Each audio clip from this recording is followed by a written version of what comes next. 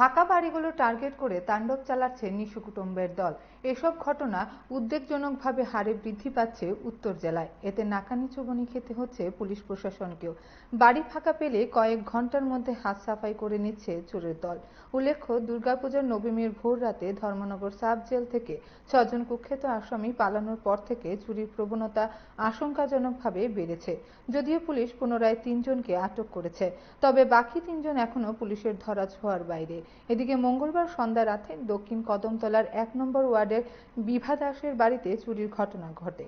বোনের বাড়িতে অনুষ্ঠানে গিয়েছিলেন তিনি। পরে রাতে বাড়ি ফিরতেই দেখা যায় বারান্দার গ্রিল ভাঙা, দরজাও খোলা এবং ঘরের আলমিরা ভাঙা অবস্থায় রয়েছে।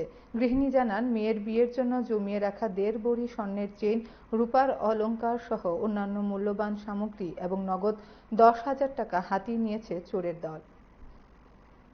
সন্ধ্যার সময় গেছিলাম কি ব্লকের সামনে আমার ছোট বোনের বাড়ি বৈষ্ণসভা। আমরা গেছি প্রায় 3টার দিকে।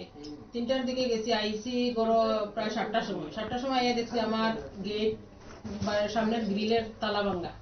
তালা ভাঙছে, ঘরের সবটি এইটার সামনের গ্রিলের তালা ভাঙছে, এরপরে এই ঘরের তালা ভাঙছে, ভাঙ্গিয়া প্রত্যেকটা করে এটা লোকা বোকা সব ভাঙছে। ভাঙ্গিয়া আমার স্বর্ণ আছিল, স্বর্ণ নিচে টাকা আছিল, কিছু টাকাটিও নিচে। প্রত্যেকটা ঘরের মধ্যে আমার মানে করছে। আর আজকে এই চুরি ওর যে একটা সূর্যে ধরে তারা ধরবো এরকম মানে কোনো হইলাম না। খালি বাড়ির মধ্যে এইভাবে আমরা থাকি কিভাবে হই।